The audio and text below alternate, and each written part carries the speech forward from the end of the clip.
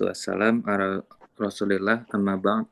Alhamdulillah, kita dapat berkumpul kembali untuk melaksanakan salah satu kewajiban kita, yaitu menuntut ilmu agama yang syar'i, yang mana dilaksanakan pada hari ini, yaitu hari Ahad, tanggal 5 Jumadil Awal 1442 Hijriah atau tanggal 20 Desember 2020 Masehi.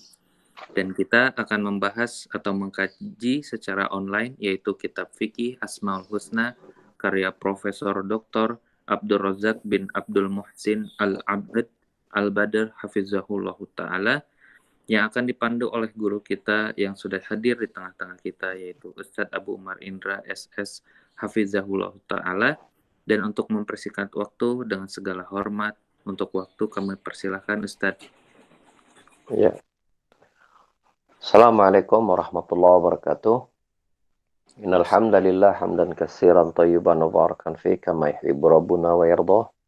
Asyhadu an la ilaha illallah wa la syarika lah wa asyhadu anna Muhammadan abduhu wa rasuluhu la nabiyya ba'dah. Qala Allah Ta'ala fi kitabil karim a'udzu samii'il alim minasyaitonir rajim. Ya ayyuhalladzina amanu taqullaha haqqa tuqatih wa la tamutunna illa wa antum muslimun.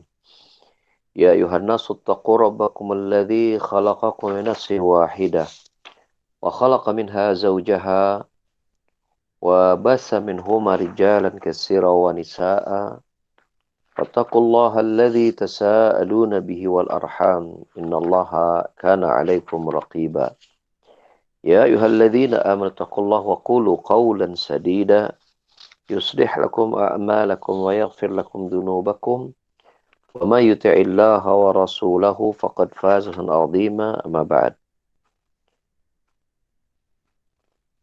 Ikhwana fiddin, asjanallahu wa iyyakum. Pada kesempatan kajian kita kali ini, kita akan memasuki nama yang kedua dari nama Allah. Setelah sebelumnya kita membahas yang pertama, yaitu lafaz Allah itu sendiri. Yang kedua kali ini yaitu nama Allah Ar-Rabbu. Ya. Atau kita singkat yang akrab di telinga kita Rob, ya. Rob. Artinya Rob itu yang Maha Mencipta, mengatur dan menguasai. Maha Mencipta artinya yang tadinya nggak ada, jadi ada, ya. Itu namanya diciptakan. Nah, yang menciptakannya itu Rob. Ya Allah yang memiliki nama Rob, itu artinya mencipta. Juga mengatur. Jadi, semua ciptaannya itu diatur oleh Allah. Dan tidak ada yang keluar dari aturan Allah. Kalau Allah sudah menetapkan takdir, pasti fulan akan begini dan begitu segala macam, itu nggak akan keluar, ya. Apa yang terjadi pada mereka itu dari apa yang telah Allah takdirkan. Dan kita tahu takdir itu merupakan apa? Merupakan bentuk pengaturan Allah. 50.000 tahun sebelum Allah menciptakan langit dan bumi, Allah telah memberitakan kepada pena untuk mencatat takdir ketetapan seluruh makhluknya sampai hari kiamat. Ketika itu telah tertulis dalam kitab Allah Mahfud, maka tidak ada satupun kejadian, keadaan yang ada pada makhluknya yang keluar dari tulisan tersebut. Itu menunjukkan apa?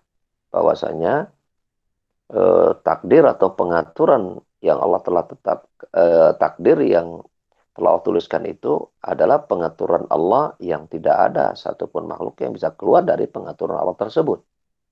Semuanya akan berjalan sesuai dengan apa yang Allah tuliskan dalam kitab Allah Mahfud tadi. Ini mana Rob?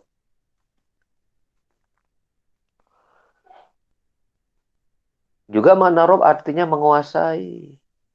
Artinya menguasai. Kalau namanya menguasai berarti dia tidak mungkin ada tandingan. Kalau masih ada tandingan berarti dia tidak menguasai. Apalagi sampai dikuasai. Apalagi sampai dikuasai. Nah dari situ ketika kita paham nama Rob, tahulah kita kedudukan kita mestinya ya sebagai hamba yang yang marbub ya, yang dicipta, yang diatur dan dikuasai. Gitu. Nah, ini yang nanti akan menjadikan keimanan kita semakin sempurna ya, semakin sempurna, semakin baik dari waktu ke waktu. Bila kita sadar diri gitu ya akan diri kita terhadap robnya kita. Penulis berkata, Ar-Rabbu artinya Maha Mencipta, mengatur dan menguasai. Ini adalah nama yang agung. Ya, disebutkan dalam Al-Quran itu lebih dari 500 kali dalam berbagai konteks. Di antaranya, di sini penulis menyebutkan 5 konteks. Ya, 5 konteks. Yang pertama, dalam surah Al-Fatihah, ayat yang kedua. Ya, yang berbunyi, Alhamdulillahi Rabb. Gitu kan. Alhamdulillahi Rabbil Alamin. Ada Rabb di situ. Segala puji bagi Allah, Rabb semesta alam. Alam di itu artinya segala sesuatu selain Allah. Maka segala puji bagi Allah yang dia terpuji dalam ciptaannya. Dia terpuji dalam pengaturannya. Dia terpuji dalam penguasaannya terhadap seluruh makhluk selain dirinya. Jadi ketika Allah mencipta itu, Allah terpuji. Mengatur dan menguasai itu mengandung pujian. Nanti kita lihat bagaimana pengaturan penguasaan Allah itu mengandung pujian. Ayat yang kedua terdapat dalam surat Al-An'am ayat 362. Ayat 162 ya. Ya, ayat 162. Konteksnya berbunyi begini. Qul inna salati wa nusuki wa mayaya wa mamati lillahi rabbil alamin. Katakan Muhammad sampaikan kepada umat. Gitu. Apa itu? Ya, artinya berita dari Allah, wasiat dari Allah ini kepada umat Muhammad, kepada kaum mukminin. Untuk apa? Untuk menegaskan tentang diri-diri mereka. Bahwasanya apa? Salatku, ibadahku. Ya. Maka di sini ibadah di sini diartikan sembelihanku. Karena nusuk sebagian ulama mengartikan sembelihanku. Sungguhnya salatku, sembelihanku, hidup dan matiku, ya, seluruhnya hanyalah untuk Allah, Rob semesta alam. Ini Allah menyuruh Nabi kita Muhammad untuk mengajarkan, menyampaikan kepada umat, ya, bahwa sholat, seluruh ibadah, hidup dan mati itu harus dipersembahkan untuk Allah yang telah menciptakan mereka, yang mengatur mereka, yang memberikan rezeki kepada mereka. Itu. Jadi agar si para hamba ini tahu diri gitu. Ketika mereka menjadi manusia yang tadinya nggak ada gitu kan. Lam yakun syai'an mazkura gitu kan. Dulunya mereka itu nggak pernah disebut namanya. Coba misalnya Abu Umar nih. 50 tahun yang lalu, siapa yang tahu ada Abu Umar? Saya gitu. Nggak ada. Saya belum lahir. Ya, karena umur saya kan 47 ya sekarang. Masuk 48 lah. Ya 50 tahun yang lalu, ya, jangankan nama gitu ya. Ada jejak di muka bumi ini aja belum ada. Karena kan eh, janin ya, ya saya berada perut ibu saya kan berarti 9 bulan gitu kan. Berarti apa? Berarti di sebelum hamil ibu saya, berarti kan saya belum ada. Belum ada. Kita ini nggak dikenal. Begitu ada, begitu ada lahir, nggak bisa apa-ngapain. Kenal nggak? Begitu muncul, oe, bisa nangis mulu gitu kan. Semuanya di, apa didukung oleh Allah Subhanahu Wa Taala, mulai dari dalam perut kita, kemudian itu sama eh, usaha manusia dari ibu kita gitu kan. Semuanya dilayani, nggak bisa apa-apa. Udah dikasih nama, nggak bisa ngapa-ngapain juga. Mulailah besar manusia tuh ya. Saya tentu saya. Ketika manusia besar tuh, dia merasa seolah rezeki dia yang cari sendiri. Dia yang ngatur rezekinya. Kan gitu ya manusia tuh. Mudah lupa, mudah sombong, merasa ah, saya mah berhasil mah karena saya pinter atuh. Saya mah berhasil mah karena saya pekerja keras atuh. Gitu kan. Sombong gitu. Lupa kalau rezeki dia tuh Allah yang ngatur. Loh, kok bisa begitu? Kapan keterlibatan? Nah, gitu kan kadang-kadang orang yang eh, dangkal pengenalan terhadap Allah menyangka Allah tidak terlibat itu dalam keberhasilannya. Itulah manusia. Saya kadang-kadang suka berpikir begini.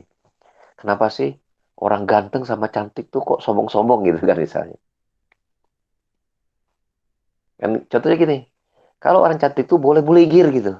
Kalau yang jelek mah maaf ya kok kulitnya hitam, jelek nggak boleh buligir. Ya boleh buligir mah nu gelis weh. Gitu. Yang boleh menampakkan aurat gitu yang dijual jadi foto model itu yang gelis aja. Bangga lagi gitu. Maaf yang kulitnya nggak mulus, ya nggak bagus, nggak cantik, maaf ya nggak boleh jadi foto model gitu. Gitu. Ya kita mengatakan ini contoh yang salah ya. Tetapi kadang orang merasa bahwa ketika dia ganteng, dia cantik, dia boleh berbuat apapun karena keganteng kecantikannya. Termasuk ketika dia kaya gitu. Orang kaya tuh bebas melakukan dosa. Ya miskin, maaf ya. Orang miskin nggak boleh dosa. Gitu. Coba tuh yang konvoi-konvoi tuh. Yang macetin di jalan tuh. Yang buat ini segala macam apa yang sebenarnya nggak darurat gitu kan. Yang konvoi dengan kendaraan yang mewah gitu kan. Macetin jalan tuh kan. Dikelaksonin semua orang pinggir gitu. Padahal dia mau kemana juga gitu. Dia nggak tahu di jalan tuh yang butuh orang di jalan tuh punya hajat yang banyak gitu. Tapi dia kompoi seenaknya gitu. Nggak ada hajat. Ya. Menunjukkan bahwa saya punya ini itu segala. Allahu Akbar. Yang pejalan kaki maaf. Yang jalan kaki nggak boleh konvoi di jalan. Yang motornya kayak kira nggak bagus jangan konvoi di jalan. Jadi ada kesan kalau yang punya harta tuh boleh gak? Boleh sombong gitu seolah-olah gitu. Ya salah. Bukan berarti kok ya miskin sombong, berarti nggak salah. Lebih salah lagi gitu. Miskin aja kok sombong gitu kan. Gitu. Masuk yang ganteng, yang cantik, seolah-olah bebas gitu melakukan maksiat. Menampakkan kegantengan, kecantikannya gitu. Padahal, sekarang kita mau tanya. Emang cantik tuh dia yang ngusahain cantik gitu? Enggak, Allah yang ngasih. Bener nggak?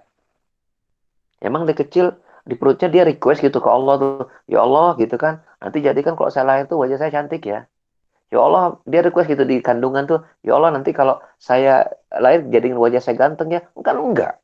Allah yang ngasih. Di Allah ngasih aja kok lupa sama Allah gitu. Nah, itu contoh misalnya.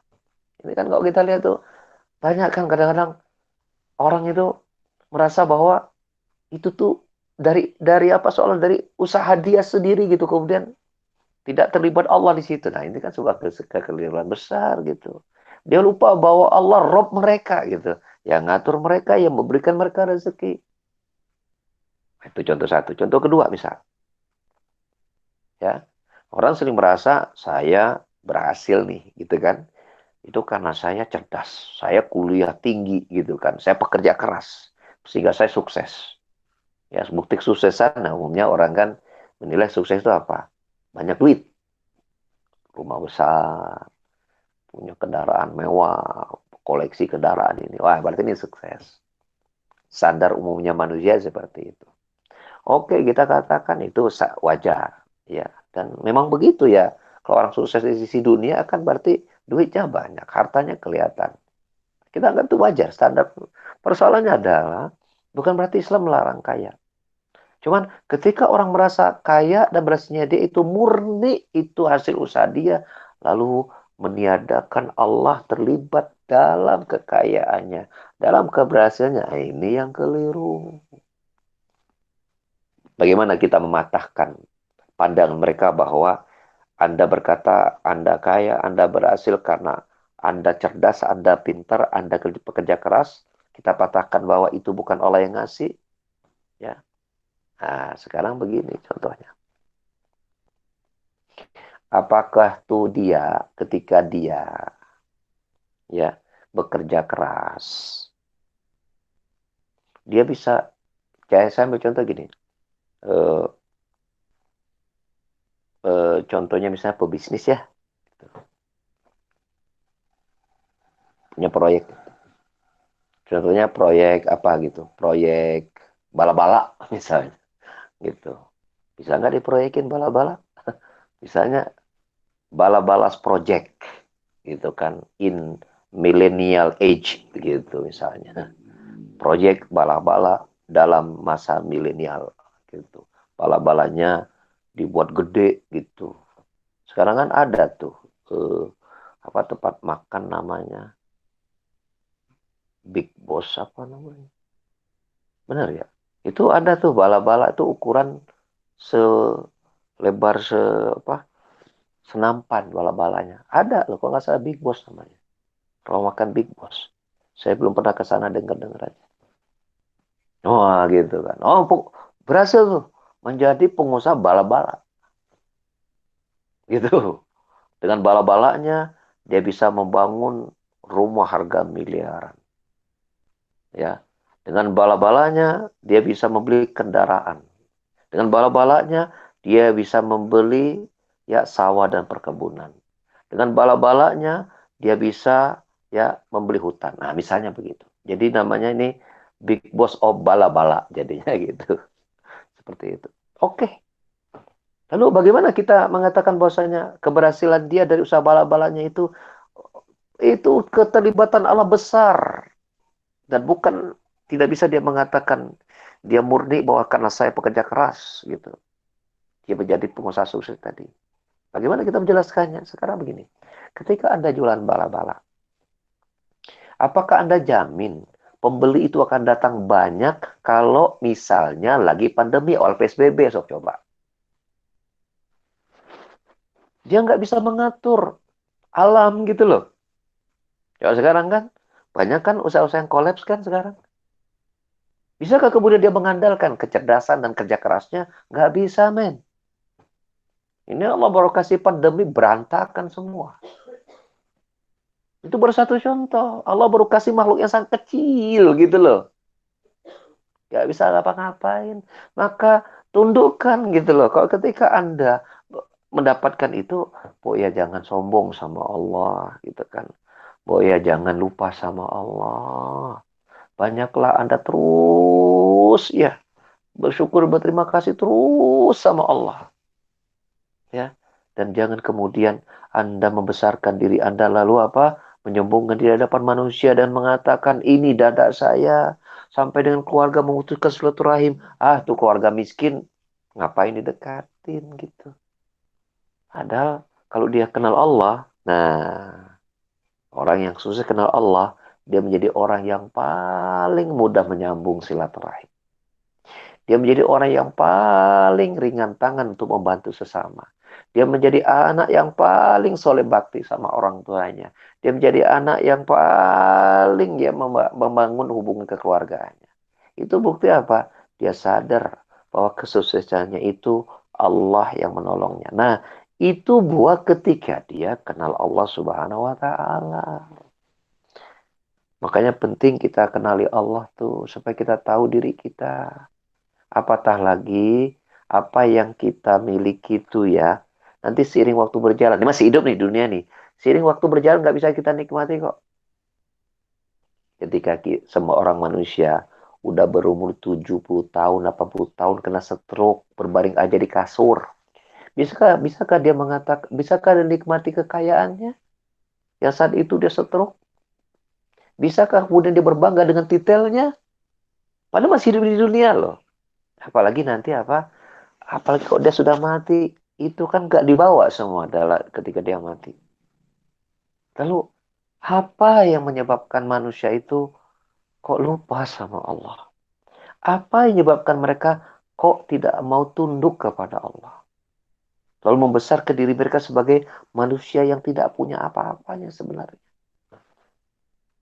Makanya surat Al-An'am ayat 162 ini Allah perintahkan kepada manusia untuk menetapkan apa? Hidup mati mereka itu hanya untuk Allah saja. Mereka dermakan hidup mereka untuk Allah Subhanahu wa taala di atas agama Allah Subhanahu wa taala, memperjuangkan agama Allah Subhanahu wa taala, istiqomah di atas agama Allah Subhanahu wa taala karena dia tahu ini sajalah satu-satunya bekal yang akan mendatangkan nikmat kuburnya dan nikmat surganya. Dia hanya tahu itu. Yang lainnya semuanya akan ditinggalkan. Kan begitu. Kemudian dalam konteks yang lain, Allah sebutkan di dalam surat Al-An'am pula ayat 164 tentang mana Rob. Ya. Kul, katakanlah. Itu Allah perintahkan kepada Nabi kita Muhammad. Katakanlah, sampaikan kepada umat maksudnya. Kul di sini. Apa yang disampaikan oleh Rasulullah SAW yang Allah perintahkan? Yaitu aghairallahi abghi rabban wa huwa rabbu kulli syai. Apakah aku masih mencari Rob selain Allah? Padahal dia adalah Rob bagi segala sesuatu.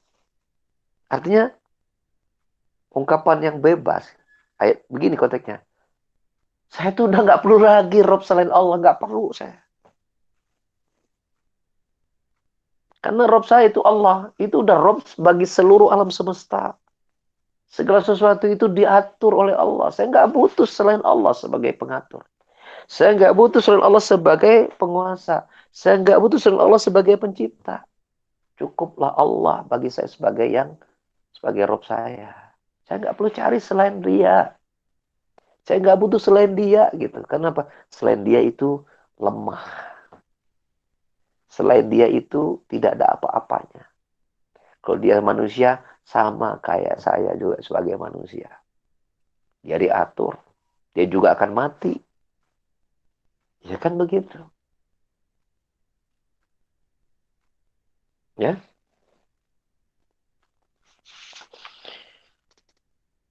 Berikutnya pada konteks yang lain, itu dalam surat At-Takwir, ayat 29. Allah berfirman, وَمَا تَشَاءُونَ إِلَّا أَن يَشَاءَ اللَّهُ رَبُّ الْعَالَمِينَ. Dan kamu tidak dapat berkendak untuk menempuh suatu jalan, kecuali bila Allah menghendakinya. Yang Allah itu Rabbul Alamin, Rabb semesta alam. Apa mana Rabb tadi? Yang menciptakan mereka, yang mengatur mereka, yang menguasai mereka. Manusia itu tidak bisa ya berkehendak kecuali apa yang Allah kehendaki. Dari sisi mana kita tahu manusia itu berkehendak tidak akan keluar dari kehendak Allah dari catatan takdir itu. dari catatan takdir tadi gitu kan. Nggak akan ada perlakuan manusia itu, perbuatan mereka, apa yang mereka kerjakan keluar dari apa yang Allah tuliskan dalam catatan takdir. Nggak akan ada yang keluar itu. Cuma, cuma kita kan tidak tahu apa yang kita tuliskan, apa yang Allah tuliskan buat kita dalam kitab Al-Mahfud. Benar nggak? Tapi baru kita imani sebagai orang beriman.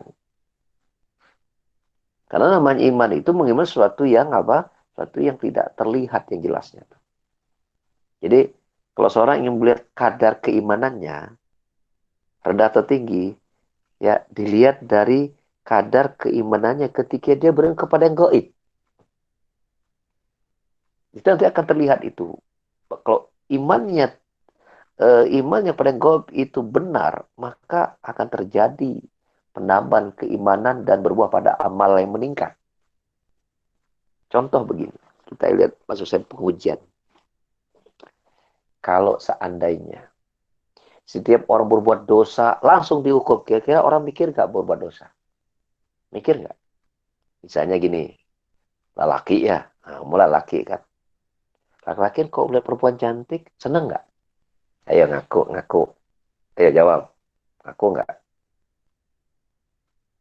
Ayo jawab dulu nih, walaupun bini di samping. Seneng nggak? Ya kedengaran nggak ini? Seneng lah, ya pasti seneng lah Ustaz. Oh, kalau nggak senang berarti nggak normal. Itu tapi ujian itu. Ujian mata. Karena Allah perintahkan untuk kita alihkan pandangan kita atau kita dudukkan kan gitu. Kalau seandainya setiap itu kan dosa ya. Kalau seandainya setiap kali melihat langsung dihukum, tiba-tiba begitu melihat langsung matanya ya jadi apa? Jadi buta misalnya. Kira-kira laki-laki berani nggak memandang wanita? Nggak akan. Tiap kali korupsi, misalnya tanda tangan palsu, langsung tangannya potong. Gitu misalnya. Kira-kira berani nggak membuat tanda tangan palsu, memarkup nilai-nilai yang dikorupsi tadi? Nggak akan berani. Tapi karena hukuman itu Allah simpan di alam kubur atau di hari kiamat, maka inilah pengujian keimanan di situ. Allah tidak tampakkan langsung hukumannya gitu. Itu untuk menguji keimanan mereka. Akan berita-berita dari Allah bahwa bila si fulan melakukan ini dan itu, dia akan demikian-demikian. Allah menyampaikan itu melalui lisan para rasulnya. Oleh para da'i-da'i yang mengikut rasulnya. Oleh para ulama yang mengikut para rasulnya.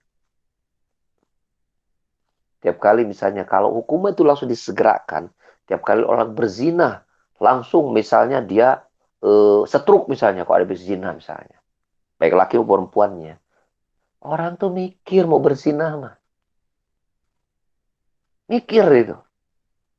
Kalau langsung semua akan begitu gitu. Kalau zina langsung seterusnya, langsung semuanya nggak ada pengecualian. Langsung hukum. Orang mikir nggak untuk berzina? Pasti mikir. Allah sampaikan hukum-hukuman para pezina. Ya, walaupun kalau dalam kalau hukum-hukum Islam ya itu ditegakkan ya. Makanya rajam ketika ditegakkan itu paling sedikit perzinahan terjadi, bukan nggak ada. Saudi misalnya, bukan berarti Saudi nggak ada perzinahan. Tapi kalau lihat persentase dengan dunia negeri-negeri di luar Saudi, maka persentasenya kecil. Karena saking kecil soalnya dianggap tidak ada. Contoh misalnya gini, ada misalnya Amerika 1 juta yang berzina, kasus 1 juta perzinahan, ya per hari. Di Saudi yang berzina hanya 10, 10 dibanding 1 juta, soalnya dianggap tidak ada. Ya itu terbukti, lihat aja, lihat cari data-data yang ada. Saya dapat informasi seperti itu. Bukan tidak ada, tapi kejahatannya sangat kecil. Saking kecil soalnya dianggap tidak ada. Gitu. Nah, kita kembali kepada masalah kita tadi.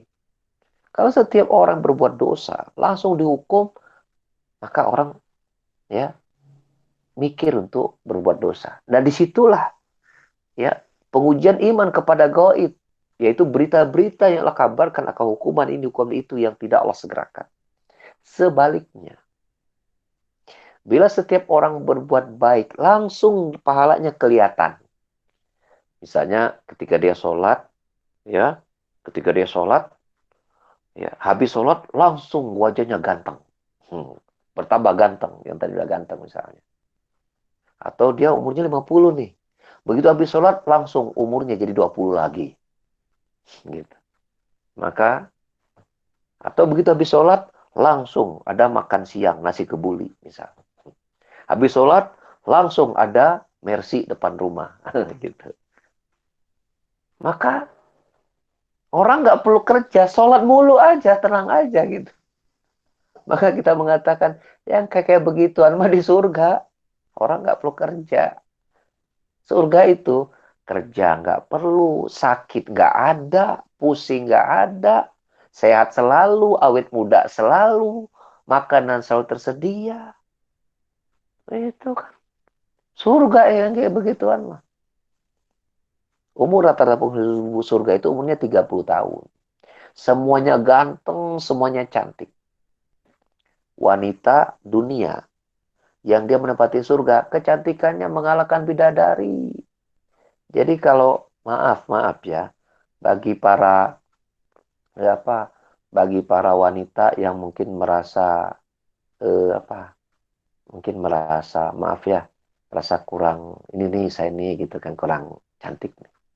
Anda nggak usah bersedih. Bila Anda ingin cantik, bahkan kecantikan Anda melebihi bidadari di surga, beramal solehlah Anda. Ketika Anda masuk surga, maka kecantikan Anda mengalahkan kecantikan bidadari di surga. Mengapa? Karena bidadari kan diciptakan oleh Allah ketika mendadak di surga. Nah, kalau sama-sama penghuni surga, itu kan tempat spesial. Enggak mungkin wanita dunia ketika menempati surga, wajahnya jelek. Enggak mungkin. Pasti cantik. Nah, karena bidadari nggak beramal di dunia, wanita ini beramal di dunia, itulah sebabnya kecantikannya melebihi para bidadari. Nah, tapi kan itu kan berita yang ibaratnya harus kita imani, tidak kelihatan sekarang. Kalau seandainya setiap orang beramal soleh, pahalanya langsung Allah tampakkan. Pahala langsung Allah tampakkan, maka semua orang akan berebut-rebut untuk beramal soleh, sebagaimana bila setiap perbuatan dosa itu ditampakkan, maka semua orang akan menjauh sejauh-jauh dari berbuat maksiat. Tapi disitulah pengujian iman berlangsung. Jadi situ, kalau kita ingin melihat kadar keimanan seseorang tinggi atau tidak, lihat kadar keilmuannya tentang iman kepada yang gaib.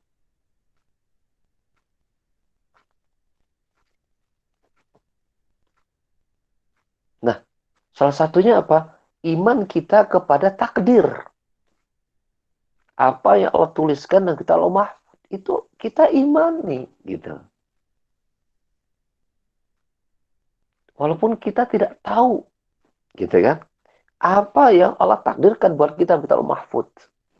Tapi kita tahu hari ini kita harus memilih mana jalan yang benar, mana jalan yang tidak. Karena telah datang berita itu dari utusan Allah, itu Muhammad Sallallahu Alaihi Wasallam. Tentang mana jalan menuju surga, mana jalan menuju neraka. Menuju surga ini yang kita tapaki. Menuju neraka ini yang kita hindari. Itu saja PR kita. Takdir imani.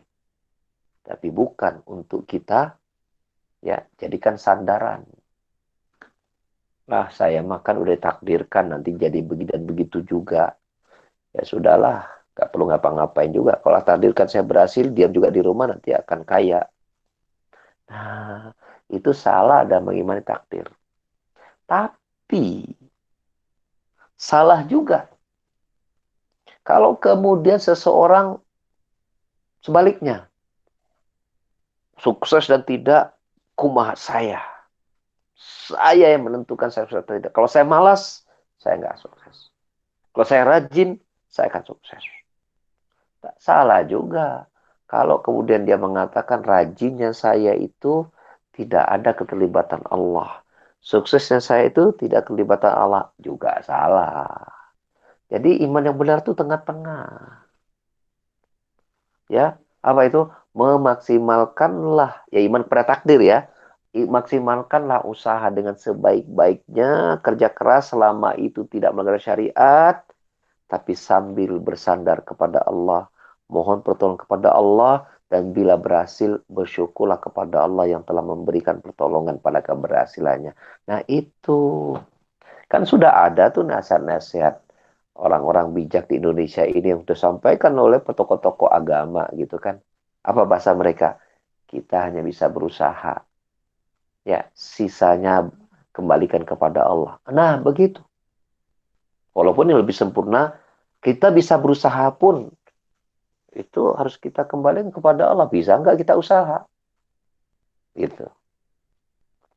Sebelum kita bicara tentang keberhasilannya. Gitu. Ya. Nah, makanya Allah katakan, ya, kalian tidak bisa menginginkan suatu perkara kecuali apa yang Allah inginkan. Karena Allah adalah Rabbul Alamin. Karena Allah yang mengatur kalian. Apa yang kalian inginkan itu sudah Allah inginkan terlebih dahulu dalam takdirnya. Tapi kalian kan tidak tahu apa yang Allah inginkan buat kalian. Dan Allah simpan itu dan kalian tidak boleh memikirkan itu. Itu rahasia Allah tapi kalian imani itu. Wah, keinginan kita ini, contoh misal gini. Perhatikan baik-baik ya. Perhatikan baik-baik saya ini. Saya bergerak nih. Apa yang saya pegang? Secangkir kopi. Oh, benar kopi. Ya, saya minum. Bismillah. Metode tunduk tehnya. Alhamdulillah nikmat. Alhamdulillah. Punten ya, ini bukan promosi. Habibita.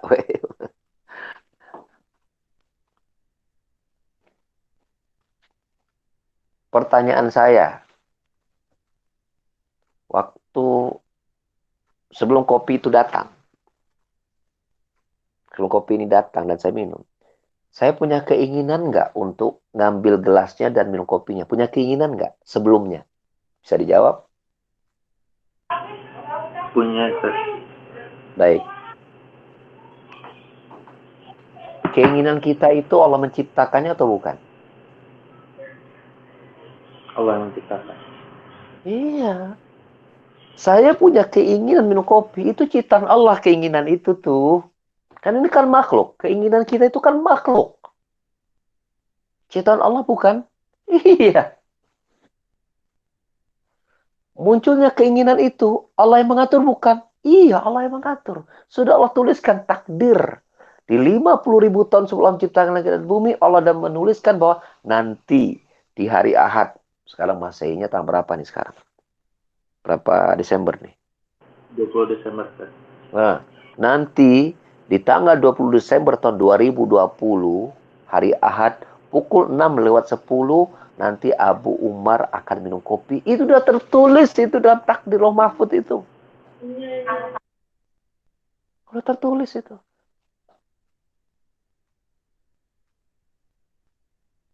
Sudah tertulis. Maka apa yang kita kehendaki, yang kita inginkan, itu tidak akan keluar dari apa yang Allah inginkan. Tidak akan keluar. Dan persoalannya, kita tidak tahu apa yang Allah inginkan buat kita. Termasuk surga nerakanya kita. Udah tertulis itu. Cuman kita tidak tahu apa kita masuk surga atau tidak. Tapi udah tertulis. Harus kita imani itu. Hanya saja, maka imani saja. Ya.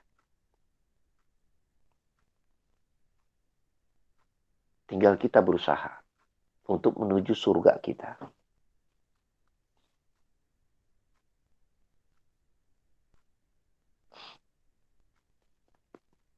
Coba dijawab lagi. Kita ini, surga nerakanya kita ini sudah tertulis atau belum dalam kitab Allah Mahfud? Sudah, Ustaz. Sudah ya? Baik. Insya Allah mudah-mudahan semua kita ya yang ada di sini mudah-mudahan tertulis kitab Mahfud sebagai penghuni surga. Amin Allahumma amin. Baik.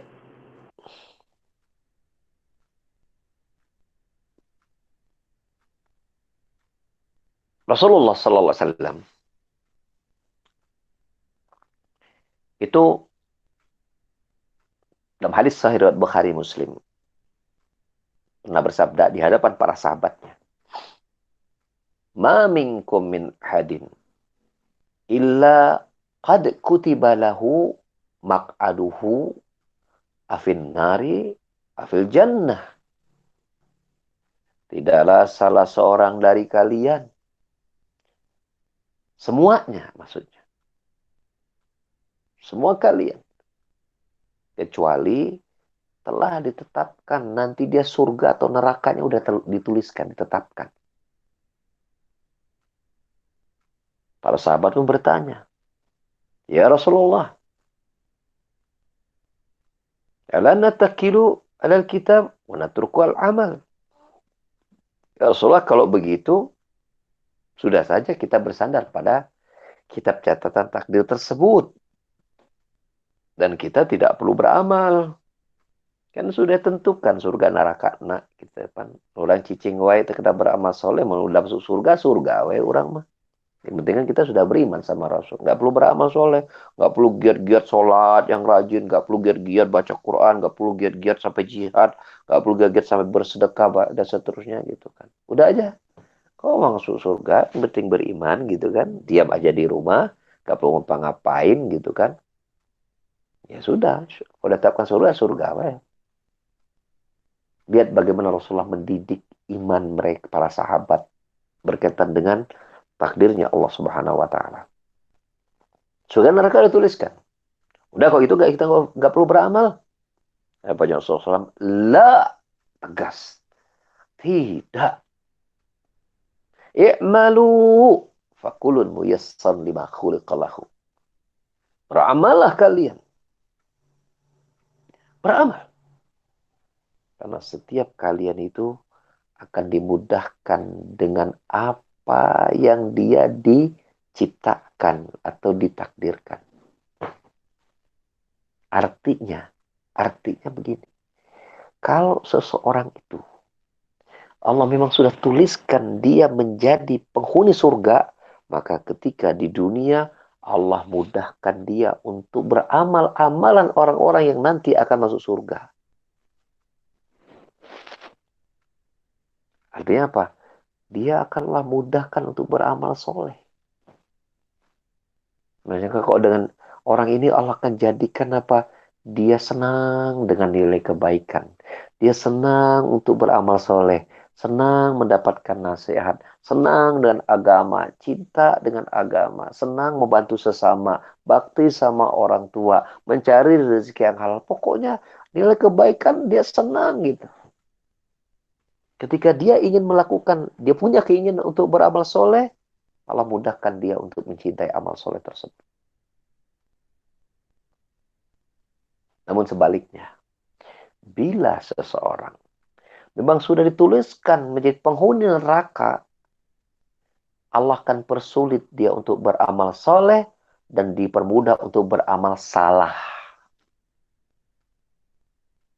Jadi kalau diajak ngaji itu banyak alasan. Yuk ngaji yuk, biar kita nih nambah-nambah dikit ilmu. Aduh maaf nih saya ente aja dulu lah ya, duluan lah saya lagi masih belum siap nih, saya lagi banyak kesibukan nih. Macam banyak alasannya deh. 5 menit kemudian ditelepon sama temen. Bro, lu lagi ngapain? Ya, nggak lagi santai aja. Yuk kita indan itu. Ya, melakukan ya sifatnya mungkin urusan dunia. Kadang ada ngajak maksiat gitu. Ya, ini untuk urusan yang hawa nafsunya cocok, nggak perlu alasan. Tapi ketika ya diajak kepada kebaikan, jiwanya itu memberikan banyak alasan. Ya, oh orang kalau bahkan yang sampai setan itu masuk ke dirinya sampai apa? Dia mencibir. Ah, orang-orang soleh itu katanya agama apa segala macam. Ya, itu mah cari muka aja gitu kan. Nah, gitu. Orang-orang yang karena agama itu orang-orangnya kayaknya lupa dunia itu. Orang-orang yang katanya ulama itu taunya tentang ayat hadis saja, ya, yang lain dia nggak ngerti segala macam. Nah, udah. Orang itu kerjanya sholat aja. Kapan dia kerja segala macam. Padahal orang yang sholat juga kerja gitu. Emang kerjaan orang tuh sholat terus dari subuh, ya, dari subuh sholat sampai kan ke sore, nggak ada kan waktu. Makanya Allah buat syariat itu sholat nggak tiap waktu, 5 waktu aja. Waktunya juga nggak beririsan. Allah wajibkan itu dengan aktivitas mereka kan. Subuh kan nggak beraktivitas manusia. Siang pas waktu makan siang kan, benar nggak? Suatu kan siang, sore kan memang udah capek pulang lah. Jadi sangat nggak mengganggu gitu, nggak mengganggu aktivitas dunia gitu. Jadi, tapi orang kalau udah ikut hewan nafsu, sholat-sholat itu membuat dia ganggu aktivitas. Bahkan orang yang ikut hewan nafsu ini yang kemudian sulit untuk beramal soleh, melihat orang sholat tuh orang yang wah dengan tuduhan-tuduhan negatif gitu kan seperti itu. Itu negatif. Nah, bisa jadi seperti itu. Orang yang memang sudah Allah tuliskan baginya neraka, gitu kan? Allah persulit dia untuk beramal soleh dan Allah permudah dia untuk beramal salah. Allah permudah dia untuk ikuti hawa nafsunya dan Allah persulit dia untuk mencintai kebaikan dan melakukan ketaatan. Nah, di sini kalau kita kenal Allah seperti itu, membuat kita takut, ya Allah, jangan sampai Engkau sesatkan aku, ya Allah. Engkau adalah Rabbul Alamin, ya Allah. Engkau adalah Rabbku, ya Allah. Engkau adalah pengaturku, ya Allah. Maka apa? Balikkan hatiku untuk selalu taat kepadamu, ya Allah. Jadikan aku cinta kepada akhiratmu dan mencari surgamu, ya Allah. Kan begitu buah seseorang yang dia kenal Allah sebagai Rabbul Alamin. Ya. Konteks yang kelima, ini kita baru bicara tentang dalil-dalil Rob dengan konteks-konteksnya ya. Nanti kita pada waktu akan datang, kita akan perdalam Rob lebih dalam lagi, secara pengertian. Itu terdapat surat Yasin ayat 58. Allah berfirman, Salamun qawlan mir rabbir rahim. Nah, ini ketika orang beriman masuk surga nih. Mudah-mudahan Allah langsung kita ke surga. Amin. Allahumma ya Allah. Amin, amin, Ketika amin. masuk, Ya Allah. ya, ketika penghuni surga masuk surga, disambut oleh para malaikat. Para malaikat mengucapkannya begini, Salamun qaulan min rabbil alamin. Kepada mereka dikatakan, maksudnya para malaikat mengucapkan pada mereka, salam, kesejahteraan bagi kalian. Ya, dan itu ucapan selamat dari Rob kalian. Itu disambut dengan penuh sukacita oleh para malaikat itu manusia-manusia yang menjadi yang masuk dalam surga Allah Subhanahu wa taala. Disambut dengan sebagai tamu-tamu yang sangat super istimewa. Gitu. Ini Rob salam. Ketika masuk surga, tetap Allah sebagai Rob gitu.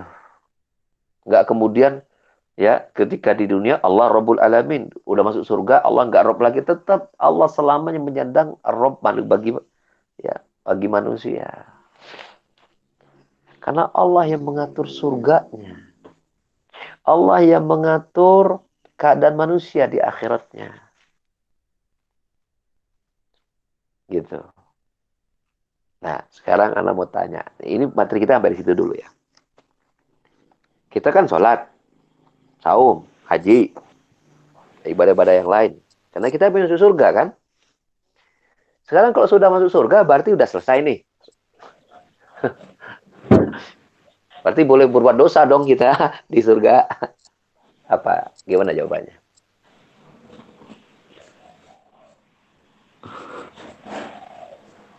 Sekarang yang Ah, dulu nggak boleh-boleh, akhirnya udah masuk surga, budal kan weh semua udah di surga iya. Kumaha? Gitu pikiran kita.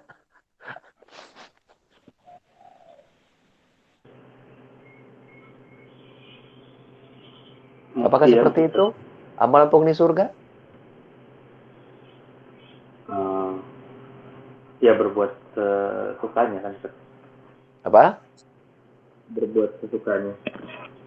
Berbuat Izin aku. sesukanya ya. Ya. Jadi boleh zina di surga gitu atau gimana? Nggak ada yang namanya zina berarti kan. Kan kita punya Gimana? pasangan. Eh, Mungkin nggak penghuni surga berzina?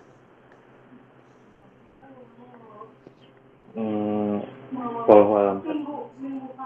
Jawabannya tidak mungkin. Tidak mungkin. Kenapa?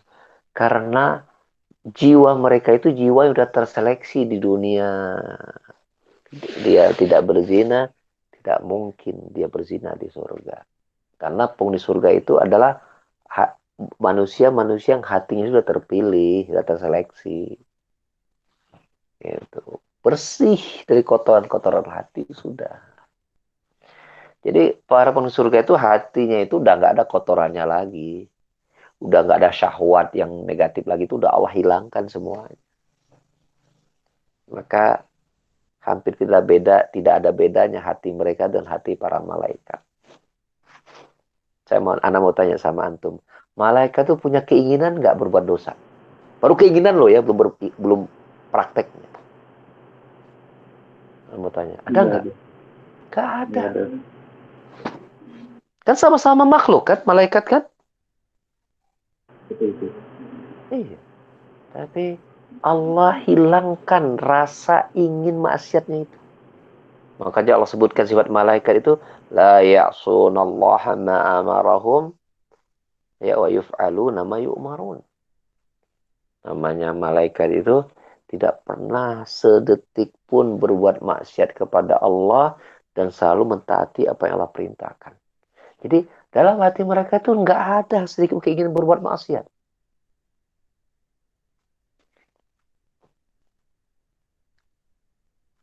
Nggak ada. Maka begitulah hati-hati para penghuni surga. Udahlah hilangkan keinginan maksiat. Ya. Semua yang kemudian membuat mereka menderita, Allah hilangkan. Sekarang Anda mau tanya. Ketika, ya bisa contohnya seorang istri nih ya. Seorang istri nih. Ketika dia cemburu kepada suaminya, itu kasih siksa tidak?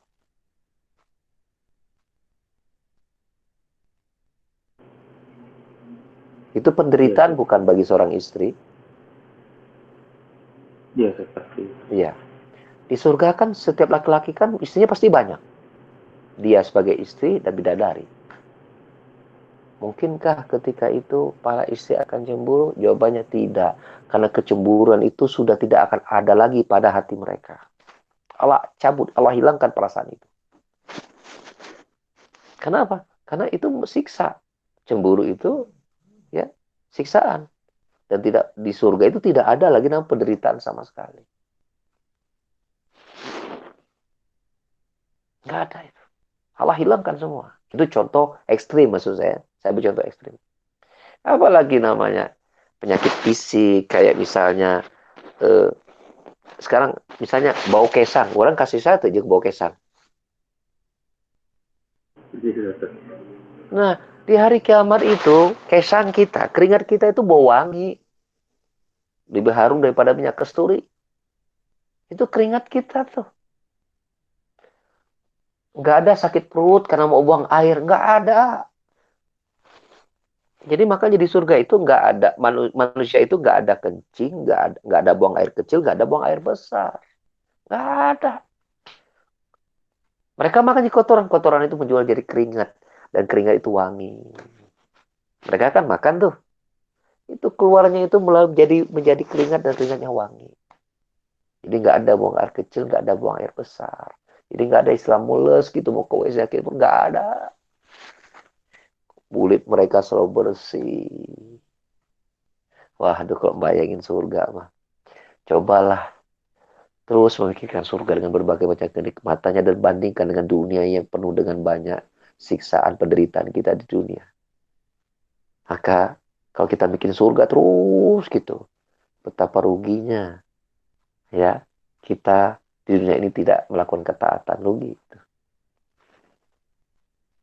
Pikirkan tentang neraka dan berbagai siksaannya gitu. Ya akan membuat kita berpikir panjang untuk berbuat maksiat. Gitu. Ya, ya. Intinya di situ bahwasanya eh, kontek-kontek Allah sebagai Rob, ya, ya artinya begini, ketika penghuni surga itu masuk surga, maka apa yang mereka kerjakan? Maka tentu lisan mereka senantiasa bertasbih kepada Allah Subhanahu wa taala. Mereka tetap dan ketaatan kepada Allah Subhanahu wa taala karena jiwa penghuni surga itu adalah jiwa yang sudah dipilih oleh Allah Subhanahu wa taala, tidak ada keinginan sedikit pun ingin bermaksiat kepada Allah. Allah hilangkan itu semua. Termasuk penderitaan-penderitaan yang ada di dunia, Allah cabut dan hilangkan dalam hati dan pikiran mereka. Sehingga murni berisi kesenangan-kesenangan semata.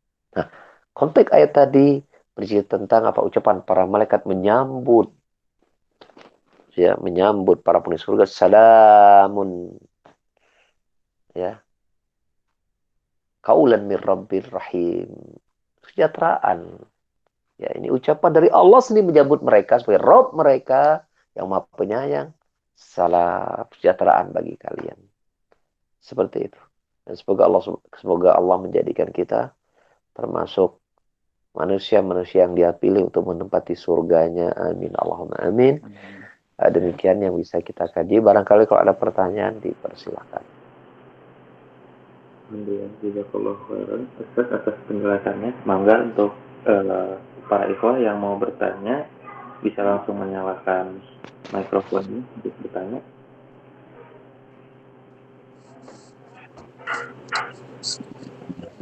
Assalamualaikum warahmatullahi wabarakatuh. Waalaikumsalam warahmatullahi wabarakatuh. Barakallahu fiik Ustaz. Ustaz. Taufik, barakallahu khair. Bi khair Ustaz. Ustaz, kalau tadi lihat bahwa segala sesuatu segala sesuatu sudah ditentukan oleh Allah, gitu ya. Bahwa namun saya bicara begini pun juga tentunya sudah ada ya Ustaz di dalam Lauh Mahfuz. Iya. Yang saya tanyakan Ustaz, terkadang melihat gitu kehidupan sehari-hari, ada yang matinya pun juga berbeda-beda, ada yang kecelakaan lah, ada yang macam, ada yang di tempat tidur, ada. Namun yang saya tanyakan, apakah misalnya matinya dengan bunuh diri itu pun juga sudah ditentukan, Ustaz? Iya tuh. Iya tuh. Bukan satu pilihan ya. Artinya memang sekarang tadi orang punya keinginan itu Allah takdir diciptakan Allah, bukan kayak saya tadi mencontohkan minum kopi tadi. Sebelum orang bunuh diri dia pasti punya keinginan untuk bunuh diri kan? Benar nggak? Oh iya betul. Nah keinginan itu sendiri kan takdir Allah Subhanahu Wa Taala. Allah ciptakan keinginan itu.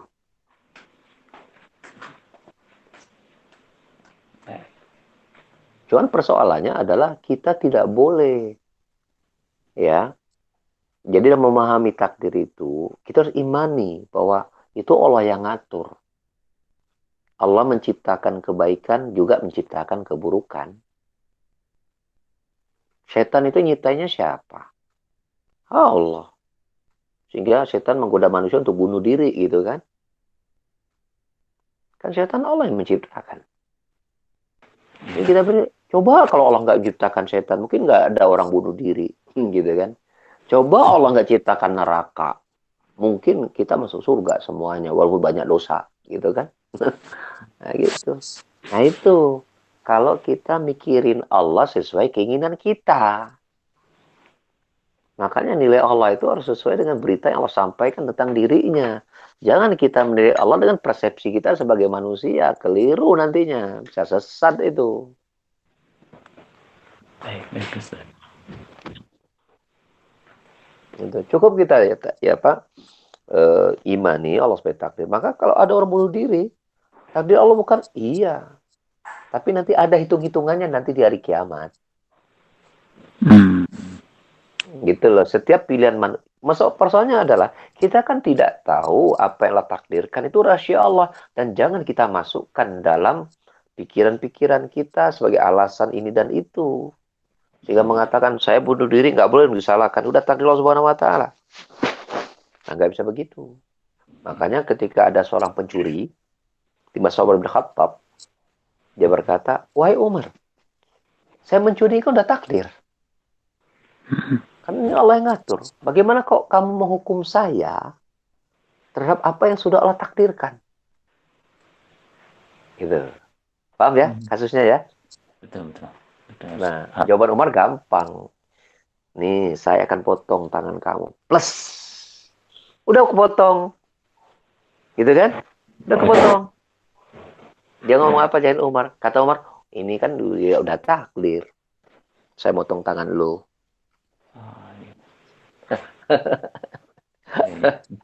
Gitu. Pak, saya ini mencuri, Pak. Kantor polisi ya. Bapak iman nggak sama takdir? Iman. Maka saya mencuri karena takdir, Pak polisi. Bagaimana kok Pak polisi menghukum saya masuk ke penjara karena udah takdir Subhanahu wa taala? Kata Pak polisi, sini kamu. Blus, masuk ke penjara sama Pak polisi. Dikunci sama polisi di dalam sel. Kemudian polisi mengatakan, ini juga udah takdir. Kata Pak polisi teh. Diam tuh anak. Benar kan? Betul. Emang memenjarakan itu bukan takdir juga. Polisi juga bisa berhujah. Lu gua masukin dalam penjara, gua kunci selesai. Gua mau pergi lo ya. Mungkin orang itu berkata, Pak, gimana Pak? Saya menjarakan kamu juga, ini udah takdir.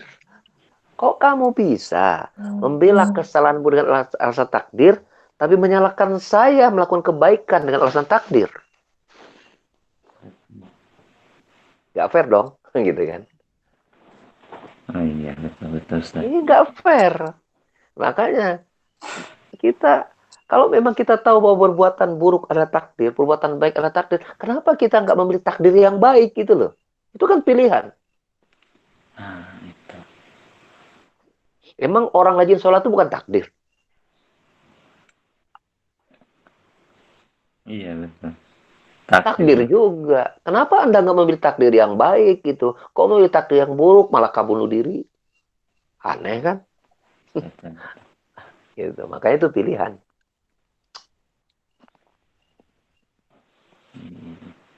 Jadi orang seringkali membawa alasan takdir itu pada hal yang membela kebatilan. Dia lupa bahwa orang berbuat baik juga itu juga takdir gitu loh. Kenapa dia nggak memilih untuk takdir yang menjadi orang baik gitu loh?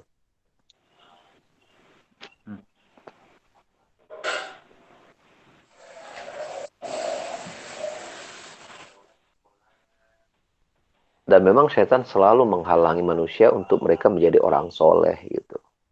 Memang itu tugasnya.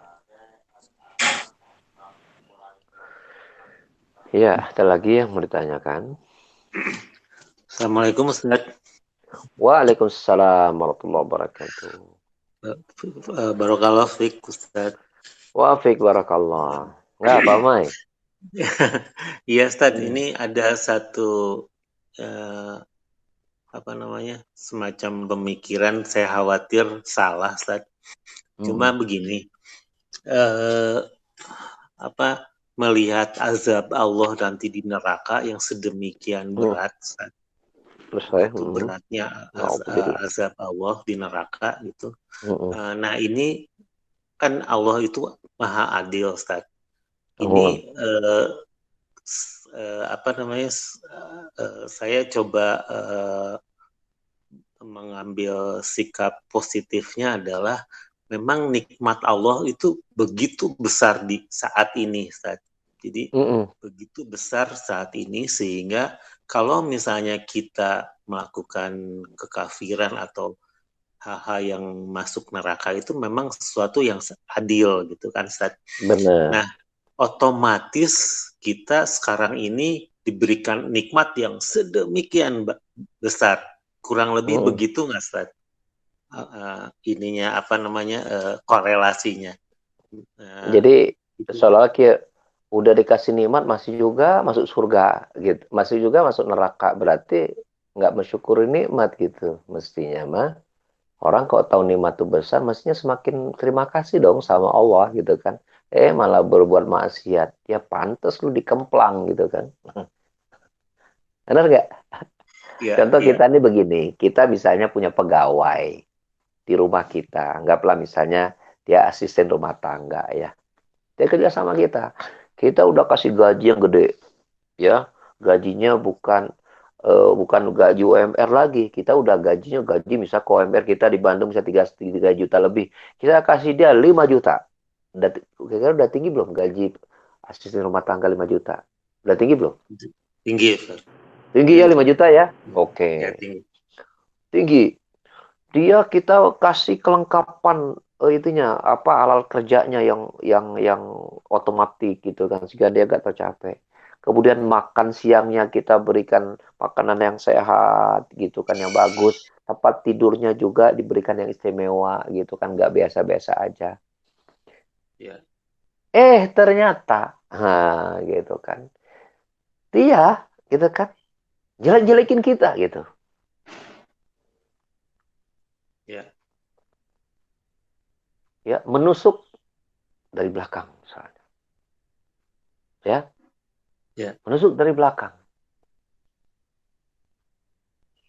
Kira-kira ketika kita tahu itu, kemudian kita hukum dengan hukuman yang ringan atau yang berat? Yang berat, Ustaz. Pecat ke orang mah, beren, gitu ya. Ya, ya. Ada nggak yang menyalahkan perbuatan kita memecat ini, memecat asisten rumah tangga kita? Ada nggak yang menyalahkan? Nggak ada, Ustaz. Nggak ada. Kok bisa seorang ketika dia dikasih nikmat yang banyak di dunia, kemudian dia masih menentang Allah Subhanahu Wa Taala, kemudian dia Allah masuk ke dalam neraka, kok dia menentang Allah, kan aneh. Ya. Kok dia nyalain Allah gitu masuk neraka gitu. Nah gitu. Nah, korelasinya seperti itu kalau kita ingin membuat sebuah narasinya gitu. Ya, ya. Itulah kurang lebih lah. Begitu bukan kira-kira?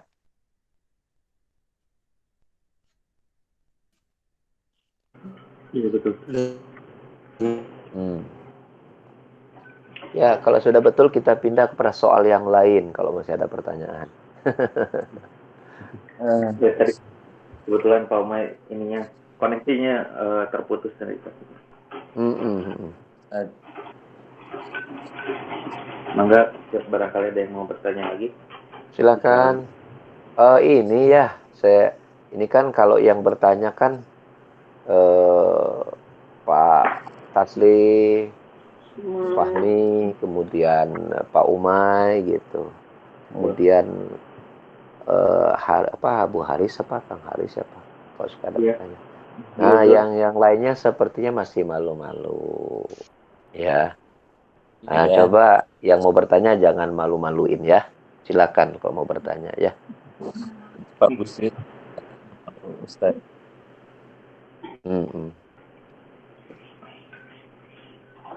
Tapi Anda boleh bertanya kan Ustaz?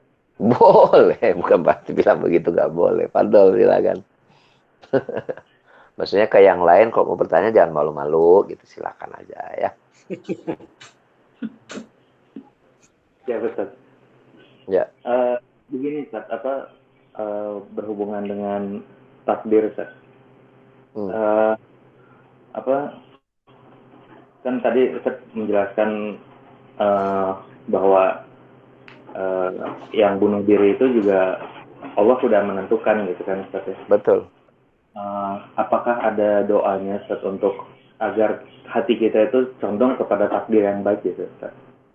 Kirain pertanyaannya agar bisa bunuh diri yang syar'i gitu.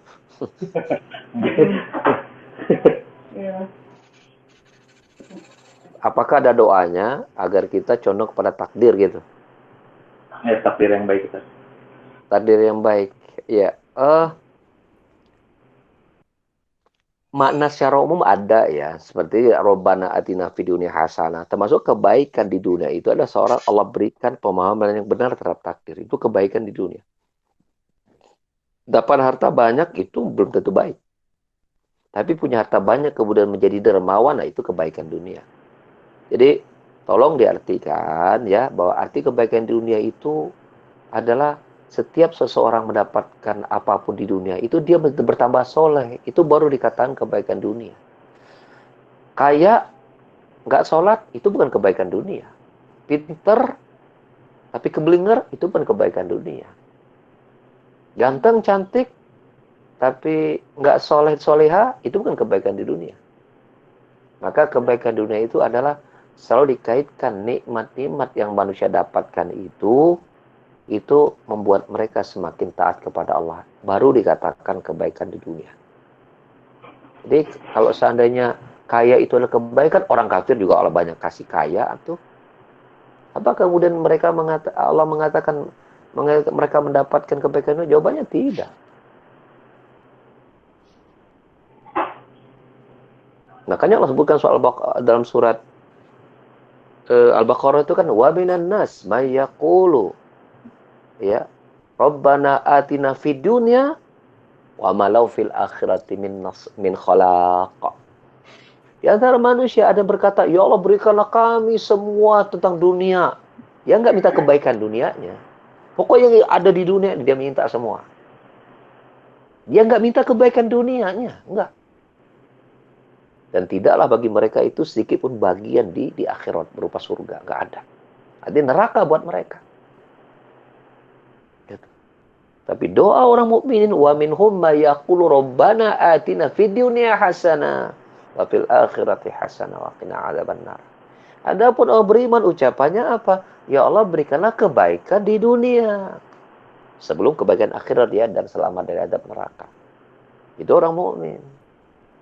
Ya. Sehingga kebaikan dunia itu adalah setiap orang mendapatkan nikmat dunia membuat dia semakin taat sama Allah.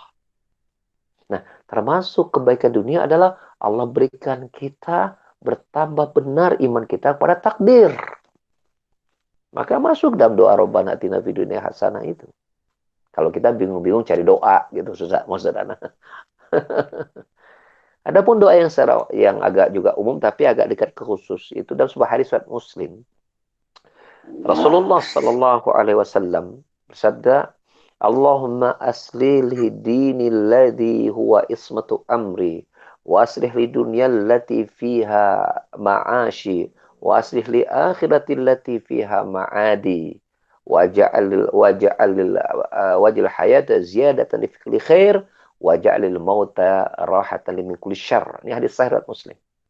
Itu doanya. Ya. Allahumma aslih li dini alladhi huwa ismatu amri. Ya Allah, perbaikilah agamaku yang dia merupakan penjagaanku, ya Allah. Penjagaan segala urusanku ada pada agamaku, maka perbaiki agamaku, ya Allah. Ya Allah, perbaikilah duniaku di mana aku hidup di dalamnya, ya Allah. Ya Allah, perbaikilah akhiratku yang aku akan kembali ke sana, ya Allah. Jadikan hidup di duniaku ini sebagai tambahan-tambahan kebaikan untukku, dan jadikan kematian sebagai istirahatku dari berbagai macam keburukan, ya Allah. Nah, itu doa itu luar biasa. Banyak kita doa-doa seperti itu. Ya. Allah alam besar. Ya. Ya, satu lagi terakhir kalau ada pertanyaan dipersilakan. Yang terakhir ya. Ada mau nanya perihal iman Ustaz, terkadang di atas terkadang di bawah gitu Ustaz. Namun ada juga yang mengatakan bahwa ini yang Anda tanyakan justru sebetulnya derajat dari hadis ini gitu Ustaz. Saya pernah mendengar bahwa hari ini harus lebih baik daripada bukan hadis itu. Bukan hadis. Bukan. Tapi maknanya bagus. Ya itu aja Ustaz yang ditanyakan. Siapa yang hari ini lebih baik daripada kemarin, maka itu. Yang hari ini lebih buruk, maka dia, apa kan begitu kalau lebih ya konteksnya ya. Iya betul Ustaz. Itu bukan hadis itu. Dan Syekh Albani memasukkannya dalam dalam periode yang tidak ada asalnya sama sekali dalam silsilah hadis al-dhaifah. Itu tidak ada asalnya sama sekali. Bukan ucapan Nabi sama sekali. Bukan ucapan Nabi. Bukan. La aslalahu, tidak ada asalnya sama sekali. Ya.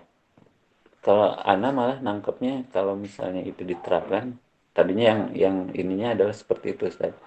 Kalau misalnya itu bisa diterapkan, berarti kalau sampai berat itu kita kok menyatakan itu hadis itu berat konsekuensinya juga. Siapa kita bisa seperti itu? Mungkin saya bisa jadi sekelas malaikat gitu, Ustaz. Dan bahkan kita bisa sangat pesimis.